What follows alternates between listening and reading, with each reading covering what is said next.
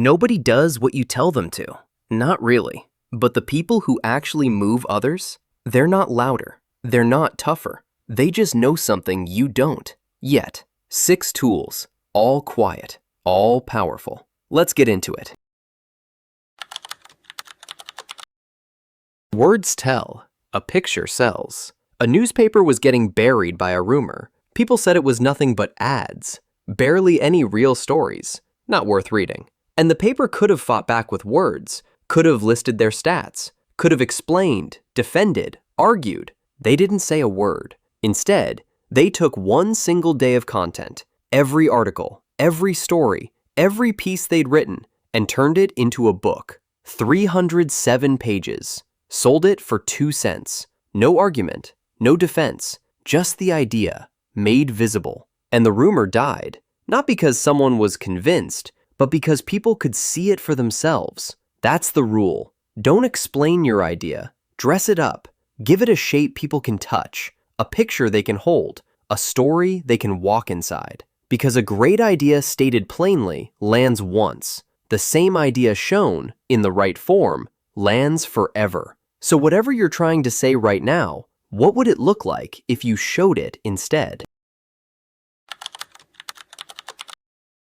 Some people don't respond to logic. They don't respond to money. They respond to one thing, a challenge. Sing Sing was a disaster. No warden, criminals walking out, scandals nobody wanted to touch. The governor of New York needed someone tough enough to fix it, so he called in a man named Lewis. And instead of offering him the job, he doubted him. It's a violent place. Only a very strong man could handle it. I'll find someone else myself. Lewis froze. Then something shifted inside him. He took the job. And he didn't just survive it. He built something. He stayed. He reformed. He wrote a book called 20,000 Years in Sing Sing that sold hundreds of thousands of copies. His work inside those walls was described as nothing short of a miracle. None of that happens without that one line, that quiet, deliberate doubt. Because the governor knew something most people miss. Tell an ambitious person they can't,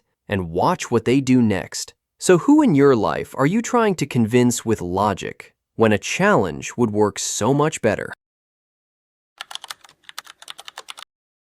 Telling someone their work is bad is easy. Getting them to fix it without breaking them, that's the real skill. It's 1896. McKinley is running for president. A young, fired-up Republican writes a speech to support the campaign. McKinley reads it. It's weak. It could actually hurt them. But this kid is passionate, and McKinley doesn't want to kill that. So he doesn't say, "This is bad." He says, "This is a beautiful speech. Truly, not many people could write something like this. There are plenty of occasions where it would be perfect, but does it fit this moment? I respect your thinking. I also have to think about the whole party. Go home, write another one along these lines, and send me a copy." The young man went home. McKinley sketched out some notes. The second speech, the best one delivered at the entire event. Nobody got hurt. Nobody got defensive. The job got done. Because McKinley knew people don't shut down when you respect them first. They open up. So next time you need to correct someone, what's the honest, good thing you can lead with? Before you correct someone, look in the mirror first. Carnegie himself tells this one. His niece Josephine, 19 years old, fresh out of school, no experience, came to work for him as a secretary. One day, she made a mistake, and Carnegie was ready to let her have it. Then he stopped. "Wait, Dale, you're twice her age. You have 10,000 times her experience. How exactly did you perform at 19? He thought about it honestly, and the answer was humbling.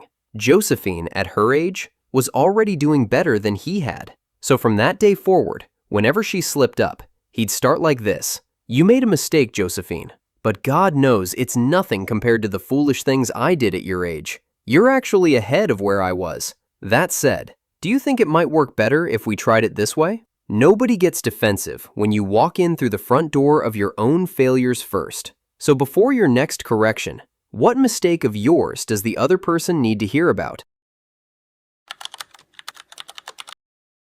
The most powerful people in the room are rarely the loudest ones. A man spent 3 years working alongside Owen Young, one of the most successful businessmen of his time. And in those 3 years, he never once heard Young give a direct order. Not one. Not do this. Not don't do that. Instead, have you considered looking at it this way? Or do you think this approach might work better? After finishing a letter, he'd turn to his assistant and ask, "What do you think of this?" That's it. That was his whole style. And here's what it did. It gave people room. Room to fix their own mistakes. Room to feel like the idea was partly theirs. Nobody got defensive. Nobody pushed back. They just got better. Because there's a quiet truth most managers never figure out. An order creates a wall. A question opens a door. So next time you're about to tell someone exactly what to do, what would it sound like as a question instead? Firing someone is easy. Doing it without breaking them, that's harder. General Electric had a genius on their hands, Charles Steinmetz, a legend in electrical engineering. But they'd made a mistake and put him in charge of accounting. He failed, completely, and they needed him out of that role immediately. But they couldn't criticize him, couldn't lose him, and he was deeply, easily hurt. So they got creative. They invented a brand new title just for him, Consulting Engineer of General Electric. Same technical work he'd always done. Then, quietly, they moved someone else into accounting. Steinmetz was thrilled. The company solved a serious problem. No explosion, no wounded pride, no mess. All because they let him walk out with his head high. Carnegie asks a question that should stop you cold. How many times do you skip this step? How many times do you correct someone in front of others? Or fire off a harsh word without spending even 2 minutes thinking about what it costs them? Because those 2 minutes, they're the difference between someone who respects you and someone who never forgets what you did to them. Thank you for watching. If this shifted something for you, like, subscribe, and hit the bell. See you in the next one.